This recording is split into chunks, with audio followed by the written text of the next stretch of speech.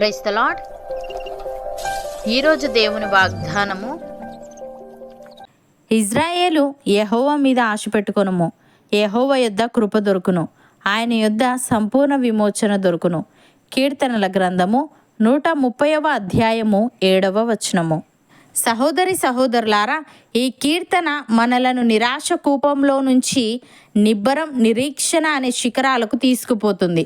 కీర్తనకారుడు తన స్థితిని గురించి ఫిర్యాదులు చేయలేదు, తన స్నేహితులకు తన గోడు వెళ్ళబోసుకోలేదు. కానీ బాధల కూపంలో ఉన్నప్పుడు చేయవలసిన ఒకే పనిని అతడు చేశాడు.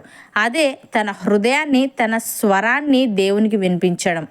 దేవుడు తమ ప్రార్థనలకు జవాబిచ్చేందుకు ఆయన నియమించిన సమయం కోసం, అందుకు ఆయన అనుసరించే పద్ధతి కోసం ఎదురు చూడవలసిన బాధ్యత విశ్వాసులది. దేవుడే చర్య తీసుకోవాలని, జవాబియ్యాలని, దగ్గరకు రావాలని, తిరిగి తనను ఆయనతో ఆనందకరమైన సహవాసంలోకి నడిపించాలని రచయిత ఎదురు చూస్తున్నాడు.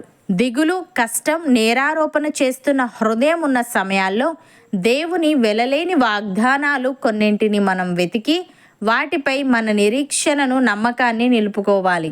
ఆయన వాక్కుపై నిరీక్షణ ఉంచుకున్న వారిని దేవుడు ఎప్పుడూ త్రోసిపుచ్చడు. కాబట్టి మనం ఎలాంటి పరిస్థితుల్లో ఉన్నా దేవుని మీద ఆశ పెట్టుకొని దేవుని కొరకు కనిపెట్టుకోవడం నేర్చుకోవాలి. మన నిరీక్షణ నీరుగారిపోకూడదు. అంటే మన నిరీక్షణ దేవుని మీద తప్ప మరెక్కడా ఉంచకూడదు. భక్తుడు ఈ విధంగా అంటున్నాడు, యెహోవా కొరకు నేను సహనముతో కనిపెట్టుకొంటిని. ఆయన నాకు చెవియొగ్గి నా మొర ఆలకించెను. నాశనకరమైన గుంటలో నుండి, జిగటగల దొంగ ఊబిలో నుండి ఆయన నన్ను పైకెత్తెను. నా పాదములు బండ మీద నిలిపి నా అడుగులు స్థిరపరచెను. తనకు స్తోత్ర రూపము క్రొత్త గీతమును మన దేవుడు నా నోట నుంచెను. అనేకులు దాన్ని చూచి భయభక్తులు కలిగి యెహోవా యందు నమ్మిక ఉంచెదరు. గర్విష్ఠులనైనను, త్రోవ విడిచి అబద్ధముల తట్టు తిరుగువారినైనను లక్ష్యపెట్టక యెహోవాను నమ్ముకొనువాడు ధన్యుడు అని. ప్రియులారా, యెహోవా మీకు దొరుకు కాలమునందు ఆయనను వెతకుడి. ఆయన సమీపంలో ఉండగా ఆయనను వేడుకొనుడి. భక్తిహీనులు తమ మార్గమును విడవవలెను, దుష్టులు తమ తలంపులను మానవలెను. వారు యెహోవా వైపు తిరిగిన ఎడల ఆయన వారి యందు జాలిపడును.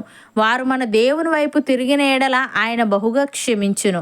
ఆయన తలంపులు మన తలంపుల వంటివి కావు, ఆయన త్రోవలు మన త్రోవల వంటివి కావు. ఆకాశములు భూమికి పైన ఎంత ఎత్తుగా ఉన్నవో మన మార్గముల కంటే ఆయన మార్గములు, మన తలంపుల కంటే ఆయన తలంపులు అంత ఎత్తుగా ఉన్నవి. కీర్తనకారుడు ఈ విధంగా అంటున్నాడు, నా దేవా, భక్తిహీనుల చేతిలో నుండి నన్ను రక్షింపుము. కీడు చేయువారి పట్టులో నుండి, బలాత్కారుని పట్టులో నుండి నన్ను విడిపింపుము. నా ప్రభువా యెహోవా, నా నిరీక్షణాస్పదము నీవే. బాల్యము నుండి నా ఆశ్రయము నీవే. గర్భవాసినైనది మొదలుకొని నీవే నాకు ప్రాపకుడవై ఉంటివి. తల్లి గర్భము నుండి నన్ను ఉద్భవింపజేసిన వాడము నీవే.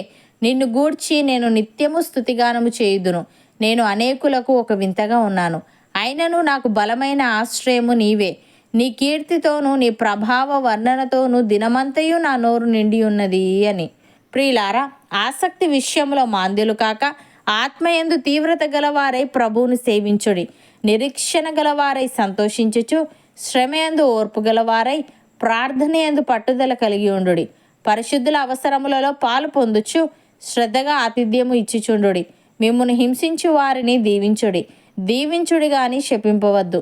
సంతోషించు వారితో సంతోషించుడి, ఏడ్చు వారితో ఏడువుడి. ఒకరితోనొకడు మనస్సు కలిసి ఉండుడి. హెచ్చువాటి యందు మనస్సుంచక తగ్గువాటి యందు ఆసక్తులై ఉండుడి. మీకు మీరే బుద్ధిమంతులమని అనుకొనవద్దు. కీడుకు ప్రతి కీడెవనికినీ చేయవద్దు.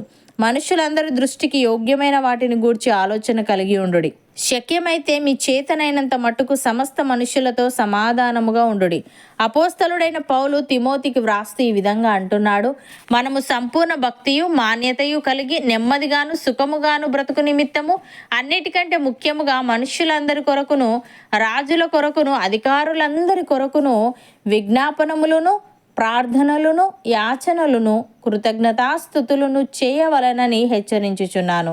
ఇది మంచిదియు మన రక్షకుడగు దేవుని దృష్టికి అనుకూలమైనదియునై ఉన్నది. ఆయన మనుష్యులందరూ రక్షణ పొంది సత్యమును గూర్చిన అనుభవ జ్ఞానము గలవారై ఉండవలనని ఇచ్చయించుచున్నాడు అని. సహోదరి సహోదరులారా, మనము నిరీక్షణ కలిగిన వారమే రక్షింపబడితిమి. నిరీక్షింపబడినది కనబడినప్పుడు నిరీక్షణతో పని ఉండదు. తాను చూచుచున్న దాని కొరకు ఎవడు నిరీక్షించును? మనము చూడని దాని కొరకు నిరీక్షించిన ఎడల ఓపికతో దాని కొరకు కనిపెట్టుదుము. అటువలే ఆత్మయు మన బలహీనతను చూచి సహాయము చేయుచున్నాడు. ఏలయనగా మనం యుక్తముగా ఎలాగూ ప్రార్థన చేయవలెనో మనకు తెలియదు గాని ఉచ్చరింప శక్యము కాని మూలుగులతో ఆత్మ తానే మన పక్షముగా విజ్ఞాపనము చేయుచున్నాడు. అవును అన్నవారు నాతో పాటు ప్రార్థనలో ఏకీభవించండి. పరిశుద్ధుడా, ప్రేమగల తండ్రి, మేము నీ మీద ఆశ పెట్టుకోవాలని, నీ యొద్ద కృప దొరుకునని, నీ యొద్ద సంపూర్ణ విమోచన దొరుకునని నీవు తెలియజేశావు. తండ్రి, నీకు స్తుతులు. దేవా, మేము నీ మీద ఆశ పెట్టుకొని నీ కృప కొరకు కనిపెట్టుకునే వారంగా ఉండుటకు సహాయము దయచేయమని, ఆసక్తి విషయంలో మేము మాందిలము కాక ఆత్మయందు తీవ్రత గలవారమై నిన్ను సేవించుచు, నిరీక్షణ గలవారమై సంతోషించుచు, శ్రమయందు ఓర్పు గలవారమై ప్రార్థన యందు పట్టుదల కలిగి ఉండుటకు కృపచూపమని, సత్యమును గూర్చిన అనుభవ జ్ఞానము మాలో ప్రతి ఒక్కరికి నీవే అనుగ్రహించమని యేసుక్రీస్తు నామమున ప్రార్థిస్తున్నాము తండ్రి. ఆమెన్.